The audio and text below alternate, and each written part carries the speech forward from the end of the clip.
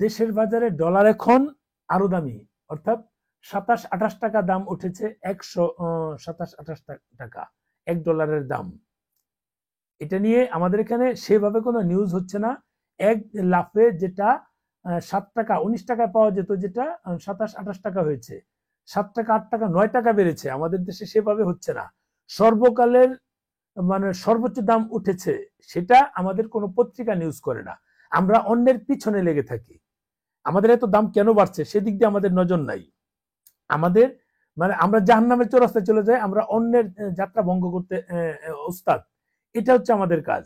মানে ভারতের রুপি সর্বকালের সর্বোচ্চ নিম্নে নেমেছে, সেটা নিয়ে নিউজ 3 পয়সা 4 পয়সা 5 পয়সা 10 পয়সা বাড়ছে। আর বাংলাদেশে 8 টাকা 10 টাকা বেড়ে যাচ্ছে, সেটা নিয়ে আমাদের সেভাবে কোনো নিউজ নাই। দেশের বাজারে ডলার এখন আরো দামি, এটা কোনো নিউজ হলো? অথচ এরাই নিউজ করছে সর্বকালের সর্বোচ্চ দাম ডলার রুপির এগেনস্টে। কেন রে ভাই? আমরা অন্যের পিছনে না লেগে, এর আগে একটা নিউজ দেখলাম, একটা অনেক দিনে বলছে যে মানে সংযুক্ত আরব আমিরাত ভিসা দিচ্ছে না ইন্ডিয়াতে, অথচ আমাদের কিন্তু অনেক আগে থেকে বন্ধ। এটা বলছি না। আমেরিকায় কত লক্ষ, 15 লক্ষ না কত লক্ষ আমেরিকা যারা ইন্ডিয়ান আছে তাদের অনিশ্চিত ভবিষ্যৎ, যারা জন্মসূত্রে যারা ওখানে নাগরিকত্ব পেয়েছে। অথচ বাংলাদেশেরও প্রচুর লোকজন আছে এই নাগরিকত্ব পেয়েছে। এটা নিয়ে আমরা মানে কোনো কোনো নিউজ নেই।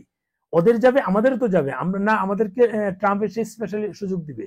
আমরা ভাই অন্যের পিছনে না লেগে আমরা নিজেদের গুলো শুধরাই, নিজেরা কিভাবে এগিয়ে যেতে পারি সেটা করি। অন্যের পিছনে লাগলে তো আমাদের আঙ্গুল যখন অন্য পাছায় দিয়ে রাখবো, তাহলে আমাদের আঙ্গুল আর কোনো চিন্তা করতে পারবে না, কাজ করতে পারবে না। হাত কিন্তু একটা ব্লক হয়ে গেল, এক হাত দিয়ে কাজও করা যায় না। এটা মাথায় রাখবেন। আমরা নিজেরা কেন শুধরেন? আমাদের ডলারের দাম বেড়ে যাচ্ছে।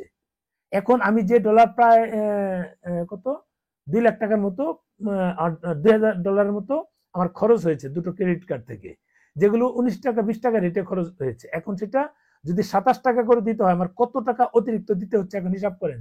এটা কি কেউ দিবে? এগুলো কেন আপনারা কথা বলেন না? আমাদের ডলার কিভাবে সংরক্ষণ করা যায়, ডলার কিভাবে বাঁচানো যায়, ডলার কিভাবে লিগেলি আনা যায়, বৈধ পথে কিভাবে ডলার আনা যায়, সেগুলো নিউজ কেন করেন না? আমাদের এই পত্রিকাগুলোর কথা বলছি। এখন কি এই আগের সরকারের যেমন প্রত্যেকে আগের সরকারের তোষামত করতেন, এখন কি সেরকম তোষামতি করবেন? এখন তোষামত করার কিছু নাই, যেটা লিগেল সেটা বলেন, সেটা করেন। আমাদের ডলারটা আমাদের দরকার। এই সরকার পরিবর্তন হবে, আমরা কিন্তু এখানেই থাকবো। পরের সরকার আসবে, আমরা কিন্তু সেটাই থাকবো। সরকার যাই আসুক, জনগণের চিন্তা করে কথা বলতে হবে, নিউজ করতে হবে। যেটা জনগণের ক্ষতি হচ্ছে সেটা কেন করব? অন্যের পিছনে না লেগে এগুলো নিয়ে কাজ করি। মানে যেগুলো প্রয়োজন, যেগুলো ডলার মানে নিউজ দিলে, নট অনলি ডলার, নিউজ দিলে সবার উপকার হবে, সবার জানা থাকবে, সবাই সেভাবে প্রস্তুতি নিবে। যেমন আমি জানলাম 26-27 টাকা, এখন আমি কি করব? আমার তো কিচ্ছু করার নেই। আমার তো মানে যা ছিল সেটা লস হয়ে গেল, সেটা লস কমানোর তো কোনো সুযোগও নাই। এখন এই ডলারটা এমন হয়েছে যে ব্যাংক সংশ্লিষ্টরা বলছে ডিসেম্বরের শুরুতে পুরনো আমদানি দায় মেটাতে সরকারি ও বেসরকারি খাতের ব্যাংকগুলো বেশি দামে প্রবাসী আয়ের ডলার কিনছে, এর প্রভাবেই দাম বেড়েছে। এদিকে ডিসেম্বরে ব্যাংকগুলো প্রবাসীদের থেকে প্রতি ডলার 121 থেকে 22 টাকায় কিনেছে। হঠাৎ দাম বেড়ে যাওয়ায় অস্থির পরিস্থিতির তৈরি হয়েছে। চলতি মাসের প্রথম 14 দিনে 138 কোটি 13 লাখ ডলার প্রবাসী আয় এসেছে। দৈনিক গড়ে এসেছে প্রায় 9 কোটি 86 লাখ 69 হাজার ডলার। গত বুধবার কেন্দ্রীয় ব্যাংকের মোট রিজার্ভের পরিমাণ বেড়ে দাঁড়িয়েছে 2,494 কোটি ডলার। এটা আমাদের ভালো সংবাদ। আমাদের রিজার্ভ যত বাড়বে, ইউনূস সরকার রিজার্ভ নিয়ে যেতে পারবে না, বেড়ে গেলে সেটা আমাদের থাকবে।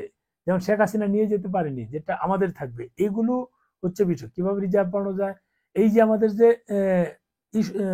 মুদ্রাস্ফীতি যে হচ্ছে, এত এত টাকা যে আমাদের মূল্যস্ফীতি, এত এত টাকা যে ছাপানো হলো, এগুলো নিয়ে কোনো নিউজ করেন না। এগুলো কি ইফেক্ট পড়তে পারে আগে তো অনেক নিউজ দেখেছি, এখন কেন না? এগুলো নিউজ করতে হবে।